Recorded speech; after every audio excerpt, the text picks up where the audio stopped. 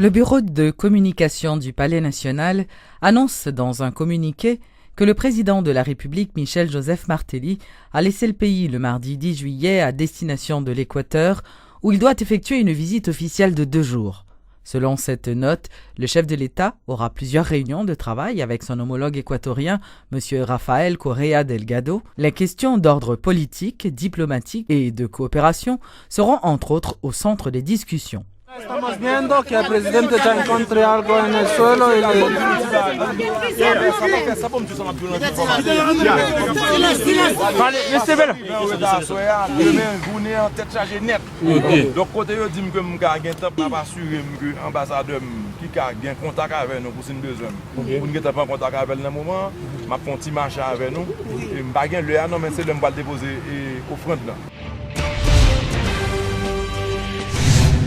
Les membres du Conseil supérieur du pouvoir judiciaire CSPJ devront lancer une investigation sur les circonstances de l'entrée en fonction de 2 nouveaux juges instructeurs dans la juridiction de Port-au-Prince. Plusieurs acteurs du système judiciaire assurent que la prestation de serment des nouveaux juges instructeurs, Félix Léger et Lamar Bélizaire, s'est faite en dehors des prescrits légaux et en réaction, le président de la commission justice et sécurité de la Chambre basse, Fritz Gérald Bourjoli, a salué cette initiative prise par le CSPJ. Et que le ministre lui fait des nominations avant l'installation du CSPJ. Toutes nominations, les nominations sont valables. Maintenant, le CSPJ est installé. Qu'on est la CSPJ lui-même, puisque magistrat sont pas de guet à prêter serment, lui, voyez, on circulaire, on note, il dit que pour camper sous, il n'a pas dit que nomination pas bonne, il dit pour camper sous installation jusqu'à nouvel ordre. Et moi-même, je pense que je ne vais pas faire interpellation pour eux, même parce que nouvel ordre là, il dit que lui, assurément CSPJ, comme organe et qui peut réguler là, les cas pensé qu'il y a des nominations qui sont faites hors les normes et qui ne sont pas faites selon loi, qui ne sont pas cadrées avec les lois sur le statut de la magistrature. Il dit camper sur jusqu'à nouvel ordre. Et que je pense que tout, et ça fait me dire que tout le monde qui ne peut pas prêter serment, si c'est nomination légale, CSPJ a obligé d'autoriser au prêter serment. Et tout ça, que nomination pas faite dans les normes légales, et qui n'est pas conforme à la loi sur le statut de la magistrature, et que dont le CSPJ lui-même a le pouvoir pour dire ça ne va pas passer, là, dit qu'elle ne va pas passer. Parce que, pour cas de qui il y a le CSPJ, seul le CSPJ est appelé, n'est-ce pas, à se prononcer. Non, en votre qualité de juriste. Non, en ma qualité de juriste. Président Donc, de la commission. Président de la commission de justice, il va falloir que moi-même, tente décision CSPJ. Je ne peux pas me mettre à la place du CSPJ parce que là, c'est CSPJ qui peut l'analyser et que dossier Félix Léger pour lui dire est-ce que il conforme à la loi sur le statut de la magistrature ou bien s'il pas conforme, Okay, Félix Léger n'a pas prêté serment, il n'a pas prêté serment. Et que si, il pas prêter serment, et si il conforme tout, Félix Léger a prêté comme magistrat, c'est que c'est ça. Et que si CSPJ est d'accord avec elle, député, sénateur, pas qu'à dire non. Si CSPJ n'est pas d'accord avec elle, pas qu'il y a dire rien. Le directeur général des douanes dément que le gouvernement veuille fermer les ports de province. Selon Fresnel Jean-Baptiste, le renforcement des contrôles douaniers a obligé un certain nombre d'opérateurs présents sur le marché à ralentir provisoirement l'entrée des marchandises afin de se mettre en conformité avec la loi. Monsieur Jean-Baptiste affirme que ce renforcement ne vise qu'à augmenter l'assiette fiscale du pays et non à bloquer l'activité des ports. La douane a une mission de protection du territoire. Protection de l'industrie locale. Par exemple, la contrebande, nous savons quel mal la contrebande fait, par exemple, à l'industrie locale. Si maintenant le produit local doit être en compétition avec un produit étranger qui ne paie pas les droits de douane, c'est un désastre. Il y a la protection du territoire. La protection du territoire, actuellement à la douane de Port-au-Prince, régulièrement dans des conteneurs, on voit des armes. On vérifie des armes à feu et des munitions. Si on veut ouvrir l'assiette fiscale, cela veut dire qu'on doit aller chercher de nouveaux contribuables. Mais qu'est-ce que vous faites vraiment? Quelles sont les décisions que vous avez prises? Bon, on a pris des décisions de renforcement des contrôles douaniers. Par exemple, l'importateur sait aujourd'hui, s'il a une importation, il doit tout déclarer. S'il a une importation, il doit aussi déclarer les vraies valeurs, donner toutes les informations. Donc, et tout ce qu'il apporte va être taxé, bien entendu, selon les normes, selon la loi de taxation en vigueur. Mais encore, moi-même, je suis aussi pour la facilitation des importateurs, leur permettre de dédouaner le plus rapidement possible, etc. Et les accompagner aussi pour toutes sortes d'informations. Signature ce mercredi d'un protocole de formation et de recherche entre la Alternative Insurance Company et l'université Quisqueya. Cet accord devrait permettre à ces deux institutions de partager leurs expertises, leurs ressources et leur expérience pour le renforcement du développement académique et entrepreneurial dans le domaine de l'assurance en Haïti. Suivez tour à tour les explications d'Olivier Barrault de la AIC et de Jackie Lumarque de l'université Quisqueya. Le partenariat a 3 volets. Le premier volet, c'est que la AIC va mettre les ressources financières nécessaires pour payer les formateurs de ces étudiants. Donc ce n'est pas l'université Quisqueya qui va le faire. Nous savons tous les challenges que l'université a. La deuxième, ces formateurs sont payés par AIC et les étudiants eux-mêmes vont être capables de suivre ces cours à l'université. Nous allons monter une bibliothèque très importante au niveau du secteur des assurances pour continuer et aider ces étudiants dans leurs recherches et dans leurs cours qu'ils auront. Nous allons aussi, nous autres, au niveau de la AIC, prendre des stagiaires en licence ou en masters à l'université Quisqueya pour des stages de formation à la AIC pour qu'ils aient une autre vision de l'opérationnel, parce que c'est beaucoup plus technique au niveau de l'école. Mais l'opérationnel aussi, je pense, est très important pour la formation continue de ces employés. Et nous sommes très, très heureux à ce niveau. Non, c'est un projet intéressant et nous sommes au début. Et ce n'est pas pour les fans à faire ça, il faut me dire ça, parce que nous sommes très ouverts sur le monde de l'entreprise. Qu'est-ce qu'il y a, faut qu'on nous prenne des sens comme une initiative entrepreneuriale. Tout. Parce que très tôt, on a un accord de partenariat qui fait entre qu'est-ce qu'il y a, elle était fait avec un groupe d'entreprises.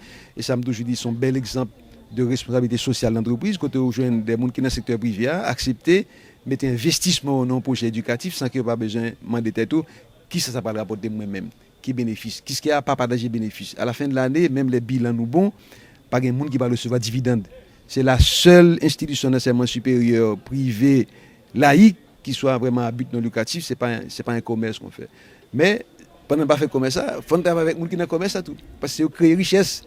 Et pour créer richesse, nous avons des outils pour ça. Nous avons connaissance, nous développer capital humain pour eux. Donc c'est rapprochement ça qu'a célébré là.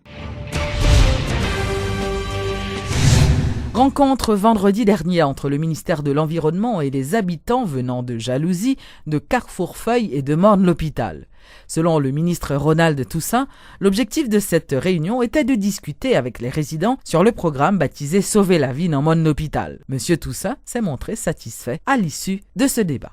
Je viens expliquer qui j'en ai mené l'opération, puisque c'est 320 personnes que nous avons recensées dans Ravine Loé Ménard. Ravine Loé en bas, une autre les Loé, en haut, Jalousie, les Ménard. Donc nous devons discuter avec eux modalité accompagnement que nous voulons par rapport à travail que nous avons pour nous faire dans la ville. Et puis nous avons entendre avec autour sur une sorte de comité local qui pourrait représenter l'intérêt et qu'au fur et à mesure nous avons avancé dans le travail là, nous connaissons que des gens qui représentent pour nous faire travailler là avec équité. Mais c'était une réunion, ça a plus participé d'un devoir d'explication, de clarification, de mise au point par rapport à des formations qui gagnent sous des rumeurs qui circulent sous finalité opération, où est que nous sommes obligés de répondre à un pile de questions qui allaient. Est-ce que l'opération, c'est une opération pour dégager mon nom pour pas grand regretter? Donc ça c'est une des informations qui gagne sous projet et moins content. Naturellement, il y a qui gagne inquiétude, c'est normal. Ça demande un petit temps pour établir une relation de confiance avec eux. Ou qu'on ait tendance à son petit gens pas faire apparaître l'état confiance. Moi je crois que c'est au fur et à mesure que nous avons avancé avec comité, avec plateforme, quartier jalousie, que la confiance a rétabli et que le travail sauver la vie, on a qu'à faire ensemble avec eux. Célébration ce mercredi de la Journée internationale de la population autour du thème Accès universel aux services de santé procréative. Et à cette occasion, le ministère de la Santé publique et de la Population, le MSPP, a organisé, en partenariat avec le Fonds des Nations Unies pour la Population, le FNUAP, un atelier de réflexion autour de la planification familiale. Selon le représentant du FNIAP en Haïti, le Dr Ramiz Alakbarov, le problème de la pauvreté ne peut être posé si les familles ne planifient pas leur procréation. La planification familiale, un droit individuel à promouvoir, voilà donc le thème autour duquel sont organisées ces 2 journées de travail. Cet atelier vise à susciter une réflexion et des échanges entre le gouvernement, les acteurs de la santé, les milieux politiques et la société civile en vue d'élaborer un plan stratégique gouvernemental en santé de reproduction. Selon le représentant de l'UNFPA en Haïti, Dr Ramiz Alakbarov, le problème de la pauvreté ne pourra pas être posé si les familles ne planifient pas leur procréation. Le moyen nombre de enfants à la famille haïtienne, c'est entre 4 et 5 enfants. Il y a beaucoup de familles qui vivent aujourd'hui avec $2 par jour. Et la question est comment avec $2 par jour, on peut garder ces 4-5 enfants bien nourris, bien éduqués et leur donner l'opportunité pour développer. Le docteur Ramiz Alakbarov assure que cette démarche ne tend pas à prévenir l'explosion démographique d'Haïti, comme certains voudraient le faire croire. Il estime d'ailleurs qu'Haïti a une chance d'avoir une population majoritairement jeune et exhorte les autorités à prendre cette jeunesse en main afin qu'elle serve réellement de moteur au développement. Il ne faut pas peur de l'explosion démographique. Je ne suis pas quelqu'un qui aime ces mots-là, explosion démographique. C'est vrai, notre population augmente. La croissance de population est suffisamment évidente partout. Mais il faut utiliser ça comme un avantage. On a une population qui est jeune, on a une population qui est capable, mais il faut donner à cette population les opportunités. Si le représentant de l'UNFPA ne veut pas parler d'explosion démographique en Haïti, qui compte aujourd'hui plus de 10 millions d'habitants, le sénateur Francisco de la Cruz tire la sonnette d'alarme. Le vice-président de la commission santé du Sénat estime que le problème s'amplifie et annonce des initiatives prochaines. On commence par là avec moi, peut-être que nous allons monter un réseau parlementaire pour nous lutter pour la planification familiale, pour que nous ayons un meilleur accès à services de base. Et là, on va organiser des forums départementaux, on va organiser que ce soit au niveau des écoles, pour nous sensibiliser les gens, parce que le travail, il faut le faire depuis l'âge de procréation, parce que nous connaissons 15 à 44 ans, et surtout en Haïti, là, par rapport à la situation, et nous connaissons pile d'ignorance. La seule façon de sortir, c'est sensibiliser la population.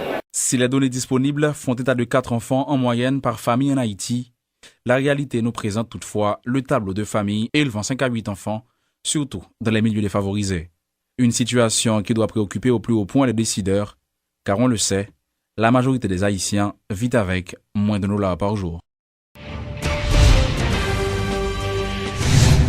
L'Association haïtienne pour le développement des technologies d'information et de communication a procédé ce mercredi au lancement de la 4e conférence annuelle de l'organisation chargée de la gestion et allocation des adresses et autres ressources de l'Internet pour la région Amérique latine et Caraïbes. L'activité se déroulera à Port-au-Prince du 18 au 20 juillet prochain et selon les organisateurs, la conférence annuelle doit permettre le déploiement du nouveau protocole IPv6 afin de rendre Internet accessible à un plus grand nombre de personnes. Nous autres, en tant qu'Haïtiens, en tant qu'Haïti, nous faisons partie de la région Amérique latine et Caraïbes et nous sommes desservis par l'ACNIC. Et au niveau de la région, il y a tous les pays membres qui se réunissent 2 fois par an dans une conférence qui se faisait essentiellement en Amérique latine.